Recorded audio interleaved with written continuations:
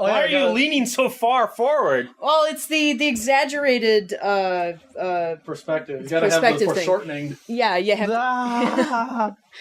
Shit, I can't stay balanced. Wait, come back a little bit so our hands aren't shadowed. So I need to be a little bit more forward. Marcus, you gotta get closer to me. Damn it! You gotta come. There we go. Retarded. Ah!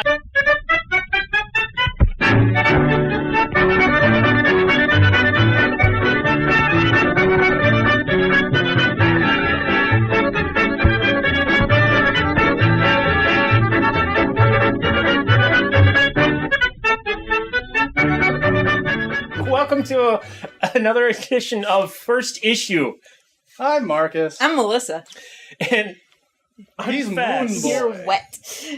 I'm not Moon Boy. I'd be like Project Man or something like that. Project Man.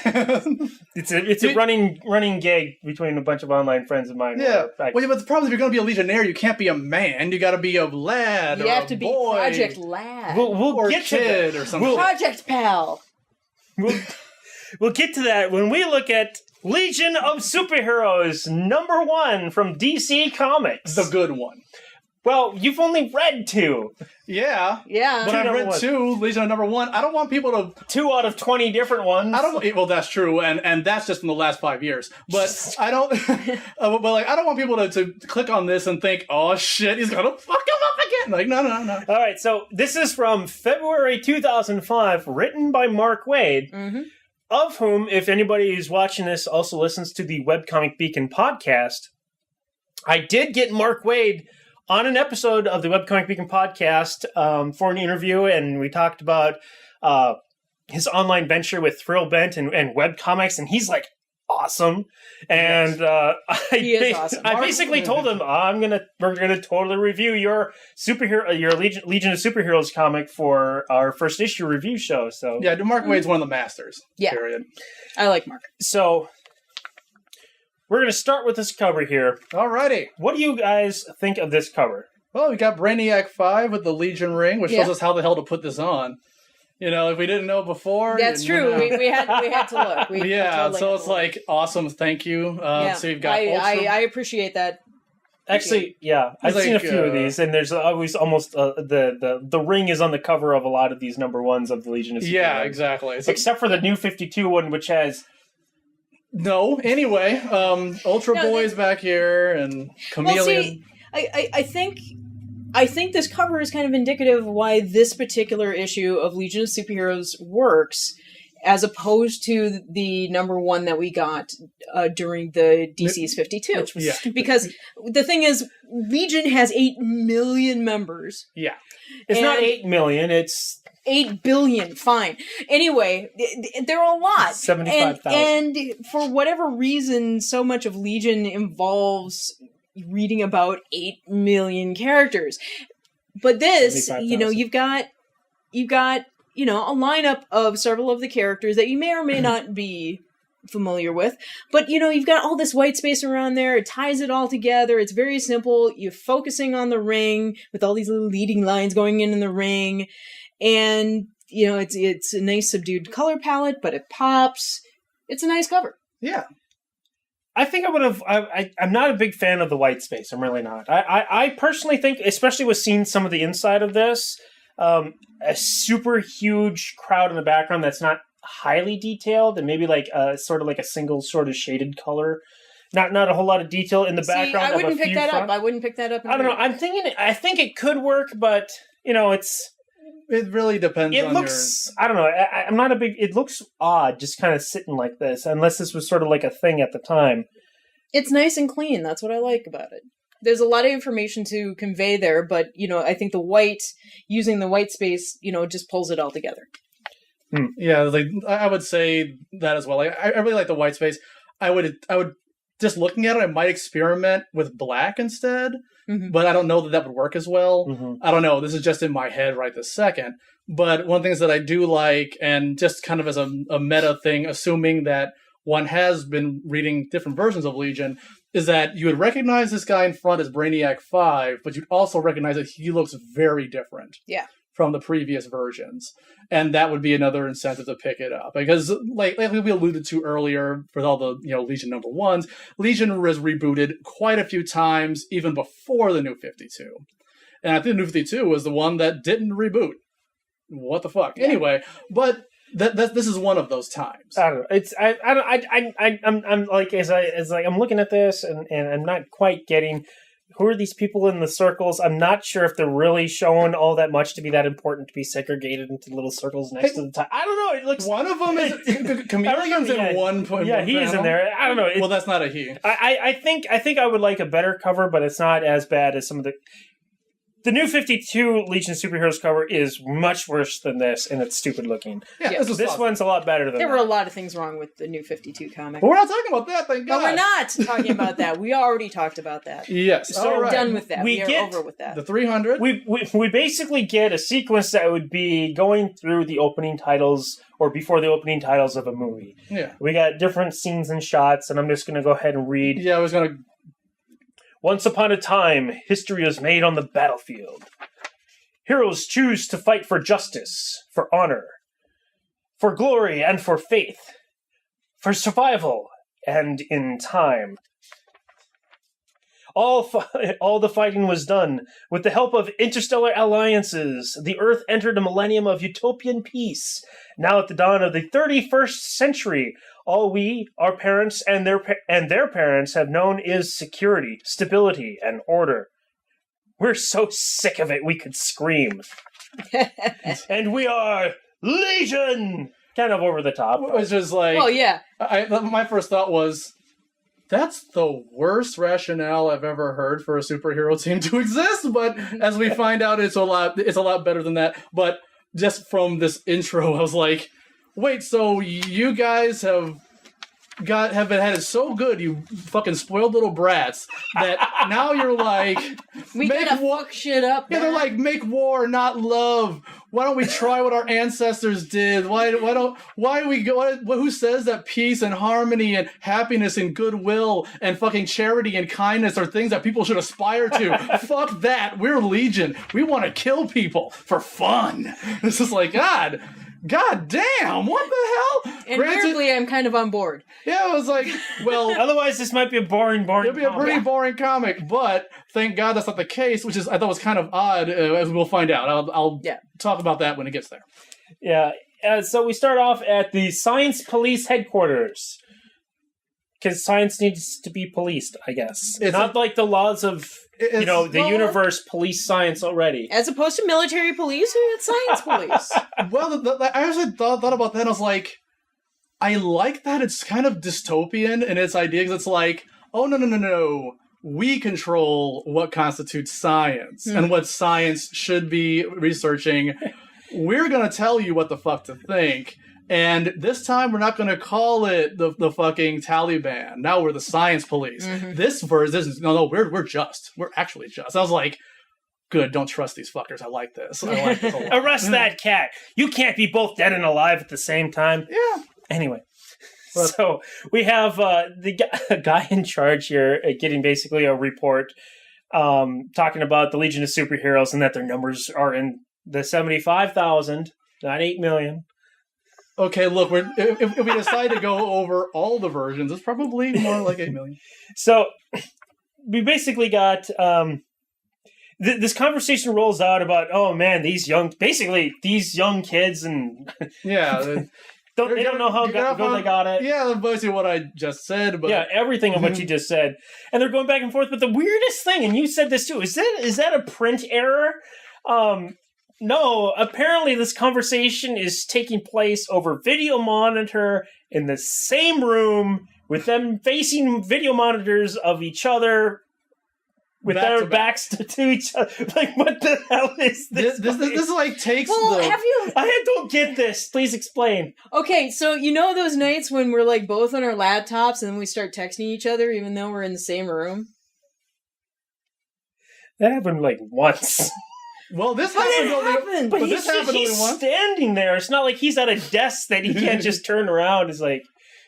We were facing each other on the couches. Keep in mind, these are people... And you were texting me. Keep in mind, these are people whose grandparents for a millennia immemorial grew up with iPads already existing.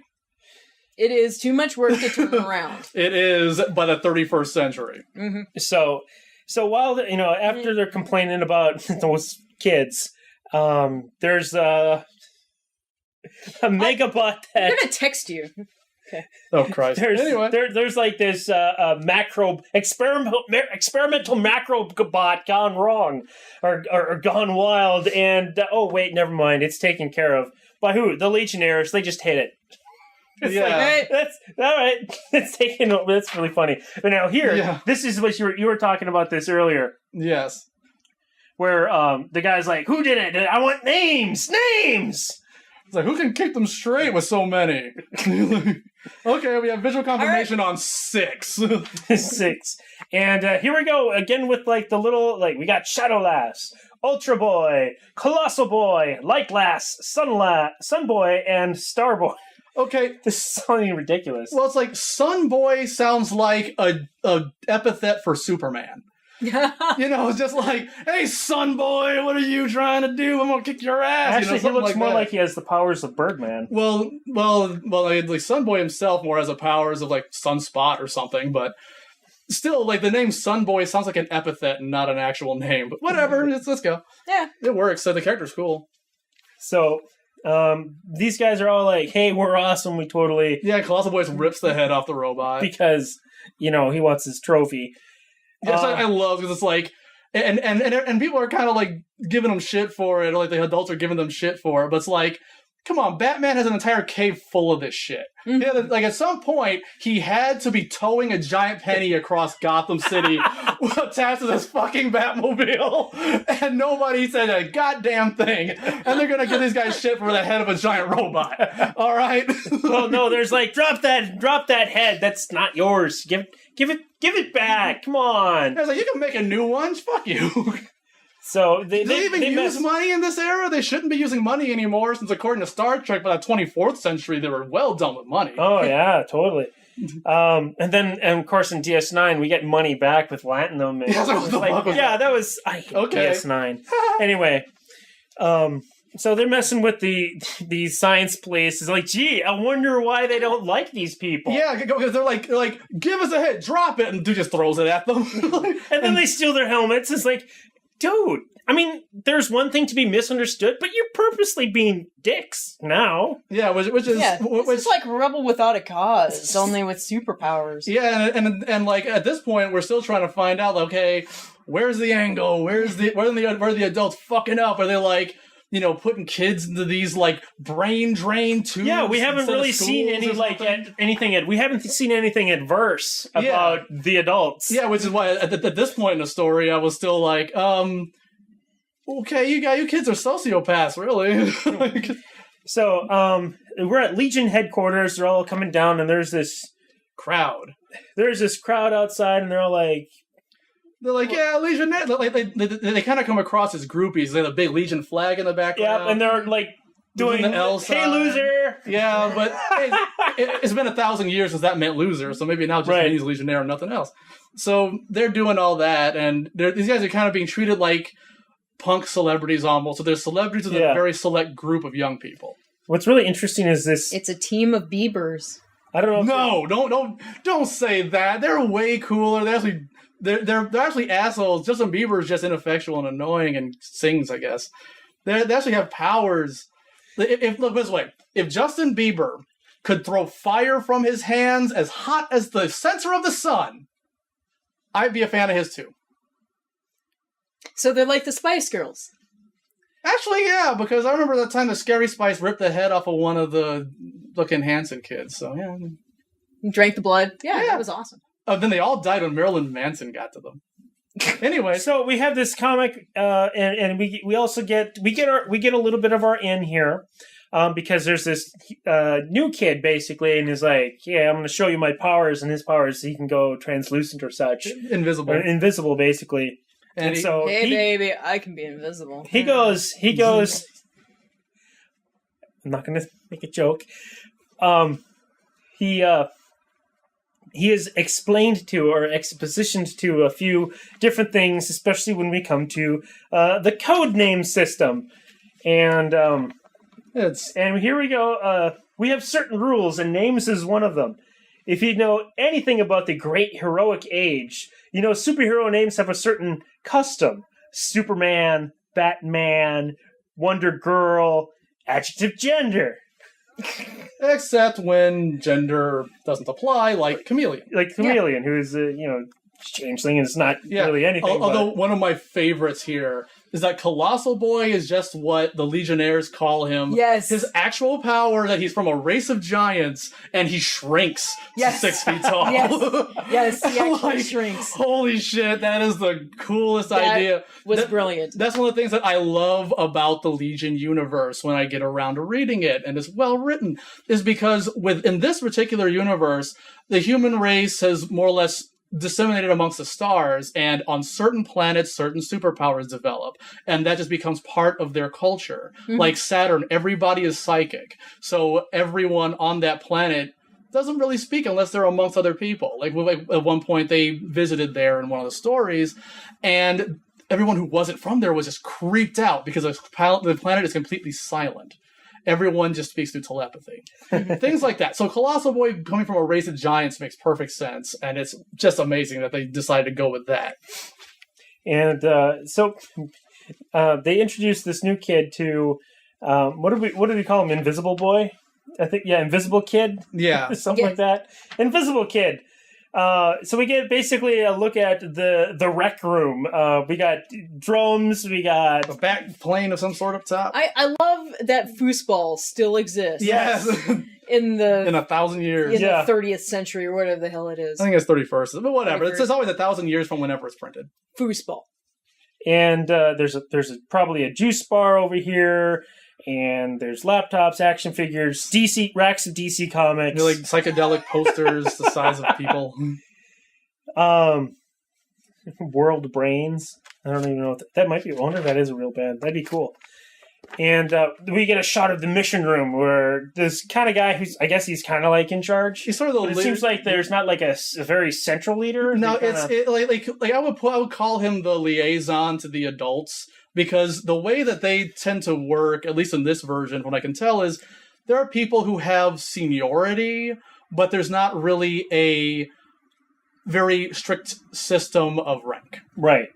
He's like a liaison to, honestly, it's like I'm starting to read this and I'm thinking, this is like, you ever see the Kids Next Door cartoon on like Nickelodeon or whatever? It was a little too old. I know, a little too old, but that's basically what it's like. You got Kids Next Door was like this cartoon of like, grade schoolers, which it's like Dexter's Laboratory if it got out into the wild. It's like they have access to all like this tech and stuff, and they fight the teenagers. And it's that's brilliant. It's like Stand By Me, only it's a TV show. And they have battles, epic battles, and then are there dead bodies? There are robots. They fight in... there was an episode where I swear there were mechs fighting adults in mechs. Because it's time for their bedtime, gall darn it! And they didn't want to go to bed, so they're fighting them, literally. And then there was like this big scene about this other one where like somebody is getting too old, and so they have to brainwash them of all the secret grade school stuff because they're inevitably going to be a part of the teens. This is like a fucked up version of Logan's Run. This was during your formative years, wasn't it? This is like the actual like book version of Peter Pan, when Peter just offhandedly remarks that when the kids get too old and could potentially become pirates, he just kills them. So he says like, I have to call their numbers once in a while when they get too old. Anyway, want to go see the Indians? And it's like, whoa, back the fuck up. Like, first of all, why are you calling them Indians, motherfucker? Secondly, you piece of shit. You say you kill your friends when they get too old? And you're the only one who doesn't age, and you just happen to be exempt, you sick fuck? What happens when the Legion of Superheroes become too old? I wondered that myself when they were talking about this. And they're talking about Superman, Batman, and it's like, wait a minute. If you're a bunch of kids, and it's like who look incredibly old for kids anyway. Well, that's one of the issues with art, and that's the Smallville syndrome. However, We do find out that while negotiating peace somewhere, that the adults decided to kill a bunch of kids. Not just a bunch. Well, they had like kids. The thing is, the way this is talking about, when they said there were 75,000 or whatever Legionnaires, basically any kid under 18 who decides to call themselves Legionnaires are accepted as such by the Legion. So on this other planet that's not affiliated with the Federation or UP, I can't remember what they called it. Like essentially the I think it's a UP, the United Planets. This is a planet that has not yet been affiliated with them, but they have decided to like rebel or whatever, and the adults of that planet just massacre them. Right, absolutely. And that's when I was like, oh, that's why the Legion kind of like the reverse of like when certain governments say that any person over the age of 18 is technically considered a militant and therefore not a civilian as a casualty. Exactly. And the thing that I liked about it, or rather the thing that I noticed is, all right, if we have situations like this and planets like this, what do you mean everything is all honky-dory and perfect and we're sick of life of peace? It's like, no. You've got legitimate things to be fighting about. Say that instead. Yes, say that. And we basically get this back and forth. It's like, dude, we're going to totally get back at them. They deserve this, and we're not going to stand idle. Why? And the liaison is like, hey, just chill out. We're still in negotiations. Yeah, because basically the leaders of the United Planets, or senators, I think, or whatever they are saying, like, look, we're trying to get this planet to join the UP. If you guys, who technically are citizens of our people, go in and kill a bunch of their soldiers, we're going to have a problem. This may not go through. You're fucking up our shit now. Yeah. And so they're like, guys, the big tall people said that you shouldn't do that. It messes with their plans. And they're like, this kid got his fucking arm blown off just because he was here standing under our flag. If you think we're not going to do anything about this, you're fucking crazy. And eventually they convince him, and he just shuts off. Shut off. Yeah, by fucking blowing it up. Yeah, he blows it the hell up. Yeah, it's like fuck Sele, man. Yeah. So it's got this great build up, and then it's like, all right, go kick some ass, and we get this splash page of ass being kicked. Just killing everybody in that magnetic ion armor from Terror from the Deep, XCOM. Looking at this, I'm like, this is awesome, but all I can feel is like, no! Do you know how much Zeorbite this would be? Jesus Christ, this is not come cheap! But anyway, continue. Well, there's really not that much to continue about except... and they succeed in victory, and they talk about the crowd outside is actually there because they're standing up for their government from just coming in and bulldozing the Legionnaires. I think it was the science police was going to just bulldoze their entire operation, right? But all these kids came out. And they're welcome to come inside anytime. They just choose not to. Right. I mean, so we got the 99% out here. Yeah, they're a human shield, which is actually true and very interesting. It very is, because this is like 1990. This is 2005. Yeah. Before that became a thing. And basically, it's. And I was glad there's at least one black dude in the Legion. So yeah, talking black dude. I'm sure there's some more somewhere. Well, because fuck you, Chuck Dixon. But we'll continue. Oh yeah. What did we think of this comic? Succeeds, fails as number one? Absolutely succeeds. I want to read more of this. And that's one of the things that made me sad was to find out that they eventually, of course, rebooted out of this. They don't just reboot out of it. It's basically, when I was talking with Mark, Mark said that basically DC... I mean, some people are, bitching and moaning because of how this was working. Well, because it's not the same as I read when I was 7 in 1971. I'm like, fuck you. It'll continue. And DC basically, according to Mark, DC said that, this isn't the real Legion of Superheroes. This is possibly Elseworlds or something. And it's like, this is totally after the fact. That's not how Mark was writing it. That's not how Barry was dealing with this comic. This was supposed to be. Yeah, and the thing to me is, this is the problem with continuity as a concept, or just such long-form storytelling, is all this shit is an Elseworld anyway, okay? Yeah. The fucking Legion of Superheroes doesn't exist as an actual concrete reality. It's like 1,000 years in the future, according to this, anyway. Yeah, but here's the thing. Just because it's an alternate reality, let them tell the whole story. Who cares? To me, that's the real... tragedy of the whole situation is once they say it's not continuity anymore, now you really don't have an opportunity to finish the story you were going to tell. Right. Because if you told, let's say, a 12 to 24 issue series and you get a whole complete story, beginning, a middle, and an end, who cares what the canon like what's the word I'm thinking of? Canonical. Yeah, who cares what role it has in the continuity? Yeah. Because fucking Kingdom Come isn't in continuity. People love that. Dark Knight Returns is not in continuity. Fucking Marvel 1602 is not in continuity. Age of Apocalypse is not in continuity. That can go on forever. Who cares about that? It's the fact that once it's not in continuity, they shut it the fuck down. That's what I hate. Succeeds or fails for you? I think it succeeds. I mean, any Legion of Superheroes comic has a long way to go with me because I don't. It's not in my wheelhouse for whatever reason. I don't like super huge team stories, and it's so embroiled and so much backstory. It's just it's like a soap opera, and I don't particularly like soap operas. But this, it's sharp, it's clever, it tells a compelling story. I'd say it succeeds. Yeah, I mean, I guess I was a little bit, thrown. There's not really a central character, but they do still kind of follow. They at least still basically follow a handful through the whole thing, unlike the New 52 one, which sort of started that way, and then it just went, here's everything. Yeah. Okay, I love that we're dealing with pretty much like 6 characters in this book, and did we see what 25 introduced? We had it was like 27. We actually it was more than one per page. Yeah. So and the thing is, I wish we could switch time around so that maybe that one occurred in 2005 and that this was the New 52 in 2012. This would be, I would say, this is how you reboot it, because it doesn't anything about beforehand. Yeah. It's kind of just glossed over real quick, and it's this is how things are now. Yeah, it's like all you need to know about the past is that Superman and Batman existed in it. That's it. Yeah. So you know what universe you're in. That's all you need to know. Pretty much. And so it also gets the succeeds from me. So Mark, you're not going to hate us.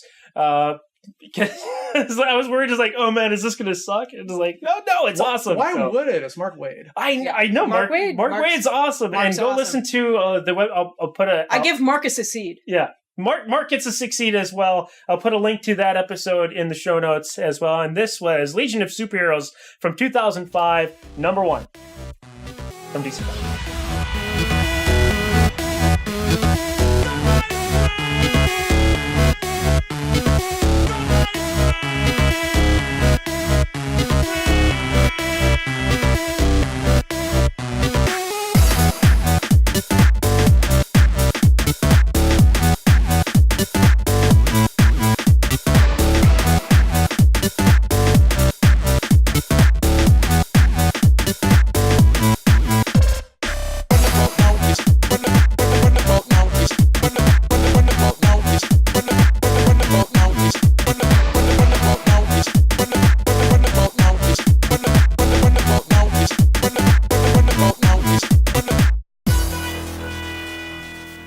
Darkness grows as all light dies. We seek your hearts in your demise. By my black hand, the dead shall rise. Nice. And I was like, that's badass. Yeah, I was like, I didn't really like that event, but that's the coolest oath ever.